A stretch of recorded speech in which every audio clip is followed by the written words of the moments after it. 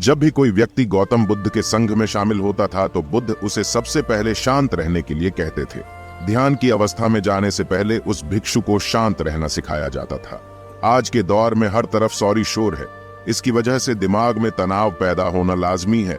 ऐसे में अगर आप हर रोज कुछ देर मौन रहने का अभ्यास करते हैं तो इससे आपके तनाव पैदा होने वाले हार्मोन के लेवल में कमी आती है। इससे आपका दिमाग शांत होता है, गुस्सा नियंत्रित रहता है और तनाव बढ़ाने वाले हार्मोन्स का लेवल घटता है। आज के इस वीडियो में हम जानेंगे कि किन मौकों पर हमें शांत रहना है और किन मौकों पर हमें बोलना है और शांत रहने से हमारे अंदर क्या बदलाव आ सकता है। दोस्तों, संध्या काल का समय था। गुरु अपने सभी शिष्यों को बुलाते हैं और कहते हैं, कल सुबह सब लोग नदी में स्नान करने के बाद तुरंत हमारी कुटिया के सामने उपस्थित हो जाना। सभी इसी से हैरान रह जाते हैं कि हम लोगों ने कुछ गलती की है क्या, लेकिन गुस्से से यह कहते हैं कि हो सकता है कि गुरुजी कल सुबह कुछ अच्छी बात बताने वाले हैं। सब लोग रात को सही समय पर सो जाते हैं और सुबह उठकर सभी लोग नदी में स्नान करने के बाद वापस गुरुजी के सामने उपस्थित हो जाते हैं। गुरु कहते हैं, आज हम तुम सबको चुप रहने के फायदे के बारे में बताऊंगा। गुरु कहते हैं, 10 मौके जहां पर चुप रहने से होता है लाभ और बोलने से नुकसान। गुरु कहते हैं, अगर आप इन 10 मौकों पर शांत हो गए यानी मौन हो गए तो आप जो चाहेंगे वही मिल जाएगा। आपकी जिंदगी में चमत्कारिक बदलाव शुरू हो जाएंगे। जरूरत से ज्यादा बोलना या चुप रहना दोनों ही अच्छी बात नहीं है। जैसे जरूरत से ज्यादा बारिश हो जाना या फिर धूप दोनों ही दिक्कत देती है, उसी तरह अनावश्यक बोलने से भी काफी नुकसान होता है। गुरु कहते हैं कि पहला ऐसा मौका जहां पर व्यक्ति को चुप रहना चाहिए, बिना तथ्य के ना बोले। गुरु ने कहा, अगर आपके पास कोई तथ्य नहीं है तो वहां चुप रहने में ही भलाई है। चुप बैठने से दिमाग में नई कोशिकाओं का निर्माण होता है और इससे ज्ञान की वृद्धि होती है। बोलने में भलाई वही है जहां आपको किसी चीज के बारे में पूरा ज्ञान हो। अगर आप बिना तथ्य के कहीं बोलते हैं या फिर बेवजह बोलते हैं तो आपका वहां मजाक भी बन सकता है। अगर आपके पास पर्याप्त जानकारी नहीं है, ऐसी जगह पर बोलने से आपका मजाक तो बनी रहेगी, साथ ही साथ लोगों का भरोसा भी आपसे उठने लगेगा। इसलिए ऐसी जगह पर शांत रहो जहां तुम्हें पता ना हो कि क्या बोलना है क्या नहीं। कई बार कुछ लोग ऐसे होते हैं जो हर जगह अपनी उपस्थिति बताने लगते हैं। उन्हें पता नहीं होता है कि हमें क्या बोलना है, लेकिन फिर भी बोलते जाते हैं और फिर बाद में दूसरे लोग उनके जाने के बाद उनका मजाक उड़ाते हैं। जब तक आपको उस तथ्य के बारे में अच्छा ज्ञान नहीं है, उसके बारे में पता नहीं है, तो वहां चुप रहना ही ज्यादा समझदारी है। गुरु ने कहा, दूसरा ऐसा मौका जहां पर व्यक्ति को चुप रहना चाहिए, शब्दों से न पहुंचे ठेस। अगर आपके शब्द किसी को मानसिक ठेस पहुंचा रहे हैं तो वहां चुप हो जाना चाहिए। कमजोर व्यक्ति के बारे में कुछ भी बोलकर आप महान नहीं बन सकते हैं। महान आप किसी कमजोर का साथ देने में बनेंगे। कई बार होता है कुछ लोग अपने से छोटे व्यक्ति को भला बुरा कहते रहते हैं। सामने वाला इंसान तो कद से आपसे छोटा है, वह आपको कुछ नहीं बोलेगा, लेकिन आप उसकी नजरों में गिरते चले जाएंगे। हो सकता है कि कल वह भी आपसे पद में बड़ा हो जाए। पद में आपसे जब वह बड़ा हो जाएगा तो आज जो रवैया आपका उसके साथ है, आने वाले समय में वह भी आपके साथ वही करेगा। आप किसी को नीचा दिखाकर बड़ा नहीं बन सकते हैं। बड़ा बनना है तो अपने से छोटे लोगों का इज्जत भी करना सीखें और साथ ही साथ बड़े लोगों का भी सम्मान करना चाहिए। लोगों को लगता है कि अगर वह अकड़कर बोलेंगे और सामने वाले को नीचा गिराने की कोशिश करेंगे तो वह बड़े बन जाएंगे, तो यह उन सब की भूल है। बड़े होने की बजाय आप उनकी नजरों में गिरते चले जाएंगे। गुरु ने आगे कहा, इसलिए शिष्यों, तुम सब जब भी बोलना आदर भाव से बोलना, ताकि तुम्हारी बात लोगों को अच्छी लगे। बोलने में भाई बहन, माता पिता, मित्र इत्यादि संबोधन शब्दों का इस्तेमाल जरूर करना। इससे तुम्हारी मान प्रतिष्ठा तो बढ़ेगी ही, साथ ही साथ लोगों की नजरों में तुम समझदार व्यक्ति बनते जाओगे। गुरु ने आगे कहा, तीसरा मौका जहां पर व्यक्ति को चुप रहने में ही भलाई है। क्रोध या घृणा करने वाले लोग, जब कोई अपना या सगा संबंधी आप पर क्रोध कर रहा हो, आपका अपमान कर रहा हो, तो आपको उस वक्त चुप रहना चाहिए ताकि सामने वाले का गुब्बारा पूरी तरह से फट जाए। आप यदि सही हैं तो उसे कतई माफीनामा गए और चुप रहकर ही सही समय का इंतजार करें। वह खुद आपसे माफी मांग लेगा जब उसे अपनी गलती का एहसास हो जाएगा। गुरु आगे कहते हैं कि अगर आपका कोई सगा संबंधी आप पर क्रोध कर रहा हो और आप उस समय शांत हैं, तो यह आदर सम्मान देने की निशानी होती है। इससे न कोई छोटा होता है और न ही बड़ा। अगर आपको क्रोध आ रहा है तो आप या तो वहां से किसी का अनादर किए बिना चले जाएं या फिर चुप रहें। क्रोध करने से आपके रिश्ते खराब होंगे। क्रोध करने से हमेशा क्रोध करने वाले व्यक्ति का ही बुरा होता है। गुरु आगे कहते हैं कि एक बार की बात है, एक सांप जंगल से भागते हुए किसी राजा के घर में पहुंच गया। लोगों ने छेड़खानी की तो वह बहुत ही गुस्सा हो गया, जिससे घर में जो तलवार पड़ी हुई थी उसी को लपेटकर कसने लगा और धीरे धीरे उसका पूरा शरीर कट गया। ठीक उसी प्रकार हमारा गुस्सा भी हमारे शरीर को तलवार की भांति काटता रहता है। गुस्सा ध्यान से खत्म होता है प्रतिदिन। अगर आप ध्यान की मुद्रा में बैठे हैं तो आपका गुस्सा आपके नियंत्रण में रहेगा। गुरु आगे कहते हैं कि यह तरीका है कि आप प्रतिदिन ध्यान का अभ्यास करें। इससे आपके शरीर में जो हार्मोन्स गुस्से को बढ़ावा देते हैं वह सब तुम्हारे नियंत्रण में रहेंगे, जिससे शरीर गुस्से पर आसानी तुम्हारा से काबू पा लेगा। लेकिन एक तरीका यह भी है कि जब भी आपको गुस्सा आए तो आप यह समझने का प्रयास करो कि क्या मेरा गुस्सा जायज है या नहीं। हमें वहां पर बोलना चाहिए कि नहीं। जब आप खुद इस बात का आकलन लगा पाएंगे तो आपको खुद पता चल जाएगा कि हमें गुस्सा करना चाहिए या नहीं। फिर भी आपको गुस्सा आ रहा है तो आप वहां से हटने का प्रयास करें, वहां से दूर चले जाएं। धीरे धीरे समय के साथ आपका दिमाग शांत हो जाएगा। गुरु ने कहा, चौथा ऐसा मौका जहां पर इंसान को बहुत ही समझदारी के साथ काम लेना चाहिए।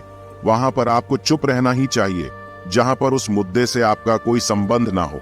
अगर आपका किसी मुद्दे से कोई संबंध ना हो तो वहां आपका चुप रहना बनता है। बिना किसी वजह अगर आप दूसरे के मुद्दे पर बोलेंगे तो यह आपके लिए अनिष्टकारी होगा।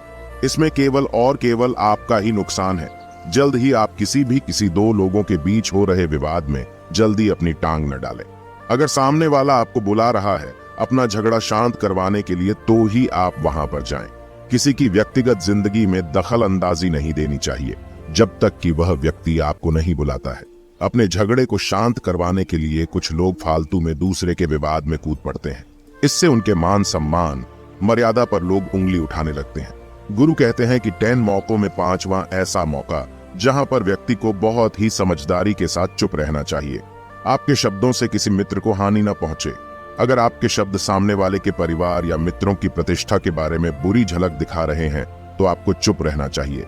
किसी के परिवार या फिर मित्र के बारे में बुरा बोलने से केवल आप ही बुरे बनेंगे। जो चीज आसानी से खत्म की जा सकती है उसे अपने शब्दों से बड़ा न करें। बिना चिल्लाए बात करने का प्रयास करते रहना चाहिए। अगर आप बिना चिल्लाए कोई बात नहीं कह सकते तो आपका चुप रहने में ही भलाई है। किसी पर चिल्लाने से आपके व्यवहार के बारे में पता चलता है। ज्यादा बोलने से चीजें हमेशा खराब ही होती हैं। कई बार कुछ रिश्ते ज्यादा तेज बोलने की वजह से टूट जाते हैं। इसलिए अपनी आवाज में मीठापन लाएं। आपके शब्दों से आपके दोस्त को हानि नहीं पहुंचनी चाहिए। कभी कभी दोस्तों के जब हम मजाक हैं तो रहे कि आपके शब्दों से किसी का अनादर न हो। मजाक को भी हमेशा शब्दों के मायने में ही रखें। जहां किसी को शब्दों से चोट लगे वहां चुप हो जाएं। ज्यादा बोलने से हमेशा नुकसान ही होता है। किसी और की प्रतिष्ठा को अपने शब्दों के माध्यम से उसे हानि नहीं पहुंचानी चाहिए। यदि आपके शब्दों से किसी और की प्रतिष्ठा को ठेस पहुंच रही है तो वहां आपको चुप हो जाना चाहिए। जब कोई व्यक्ति आपके सामने नहीं है तो आप उस व्यक्ति के बारे में बुरे शब्द किसी तीसरे व्यक्ति के सामने न बोलें। गुरु कहते हैं, छठा मौका जहां पर व्यक्ति को चुप रहना चाहिए जब कोई कर रहा हो किसी की बुराई। जब कोई आदमी आपके सामने किसी तीसरे आदमी की बुराई कर रहा हो तब तुम्हें चुप रहकर बस सुनना चाहिए।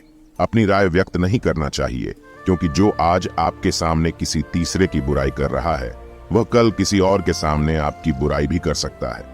यदि आपने कुछ कहा है तो नीति शास्त्र के अनुसार जो अपने मुंह को बंद रखता है और बुद्धि से काम करता है वही इंसान समझदार होता है। बिना जरूरत के बोलना, किसी के बारे में किसी के बीच में बोलना यह गलत बात है। कभी कभी हमारे लिए बुद्धिमानी इसी में होती है कि हमें अपना मुंह ऐसी जगह पर नहीं खोलना चाहिए।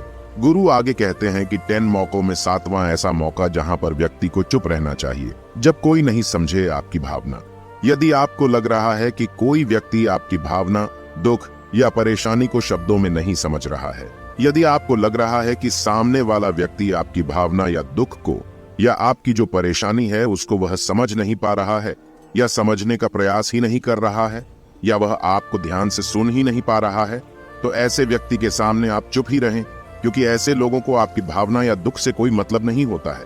ऐसे लोगों को अपना राज बताकर आप पछताएंगे ही बाद में। इसलिए हर किसी को अपने मन की बात नहीं बतानी चाहिए। अगर आपको लग रहा है कि सामने वाला आपकी बात को नहीं समझ पा रहा है, आपकी भावनाओं को नहीं समझ पा रहा है, तो वहां पर आपको नहीं बोलना चाहिए, क्योंकि आज में आपका मजाक ही बन जाएगा जब आपको लगने लगे कि सामने वाला आपकी भावनाओं को ठीक तरीके से समझ रहा है, आप जो कह रहे हैं वह ठीक से सुन रहा है, तभी आप उसे अपनी बात कहें। गुरु कहते हैं कि 8वां मौका जहां पर आपको चुप रहना चाहिए जब कोई इंसान अपना दुख व्यक्त करे।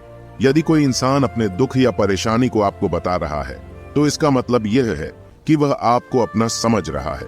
ऐसे में तुरंत ही उसे समाधान बताने के बजाय चुप रहकर उसके दुख या समस्या को सुने। उसके दुख या समस्या को किसी और को न बताएं। वह इसलिए नहीं बता रहा है कि उसकी समस्याओं का समाधान कर देंगे, बल्कि वह इसलिए भी बता रहा है कि सामने वाला उसकी बात को समझ रहा है। कई बार बताने से दुख कम हो जाते हैं। आपको अपना दुख इसलिए बता रहा होगा कि उसे लग रहा है कि आप उसकी बात को समझ रहे हैं। दुख बांटने से कम हो जाता है। इसलिए जब कोई व्यक्ति अपना दुख आपसे व्यक्त करे तो आप चुप मारकर उसकी बात को बहुत ही ध्यान से सुने, ताकि उसके दुख कम हो जाए, उसके मन का बोझ हल्का हो जाए, क्योंकि उसके मन में जो भी बातें थी वह आपको सब बता दिया। गुरु आगे कहते हैं कि 10 जगहों में 9 ही ऐसी जगह जहां पर आपको चुप रहना चाहिए। जहां पर दुष्ट प्रकृति के लोग रह रहे हों और गाली गलौज कर रहे हों तो आप वहां पर मत जाइए। ऐसी जगहों से आप चुपचाप निकल जाएं, अर्थात अपनी प्रतिक्रिया दिए बिना आप वहां से चले जाएं, क्योंकि जिसकी जुबान खराब होती है, जो दुष्ट प्रकृति के लोग होते हैं, उनको आप ऐसे समय में नहीं समझा सकते हैं। जब उनका दिमाग पूरी तरह से शांत हो जाए तभी वह आपकी बात सुनेंगे। इसलिए जहां पर दुष्ट प्रकृति के लोगों आपकी बात को न मानते हों और न ही सुनते हों तो आपको वहां पर नहीं बोलना चाहिए। गुरु कहते हैं कि 10 माह ऐसा मौका जहां पर आपको शांत हो जाना चाहिए। अपनी सफलता का राज हर किसी को न बताएं। कई बार होता है कि कुछ लोग जो सफलता को बहुत ही जल्दी अर्जित कर लेते हैं, वे हर जगह अपनी सफलता का ढिंढोरा पीटने लगते हैं। ऐसे में क्या होता है कि कई लोग आपकी सफलता से खुश नहीं होते हैं। अगर आप अपनी सफलता का जबरदस्ती लोगों में ढिंढोरा पिटवा रहे हैं तो लोगों की नकारात्मक ऊर्जा आपको प्रभावित कर सकती है। जब आप सफल होंगे तो सबको पता चल जाएगा कि आप सफल हो गए हैं। ढिंढोरा पीटने से नुकसान आपका ही होगा। इतना कहकर गुरु ने कहा, शिष्यों, आज के लिए बस इतना ही। अगर तुम सब मेरी इन 10 बातों को अपने जीवन में अपना लेते हो तो तुम सब काफी हद तक परेशानियों से बचे रहोगे। यहाँ से जाने के बाद मेरी यह बातें आपके जीवन किसी वरदान से कम साबित नहीं होंगी। दोस्तों, मुझे उम्मीद है इस वीडियो से आपको बहुत कुछ सीखने को मिला होगा। अगर आप नए हो तो हमसे जुड़ने के लिए इस चैनल को सब्सक्राइब करना मत भूलिएगा।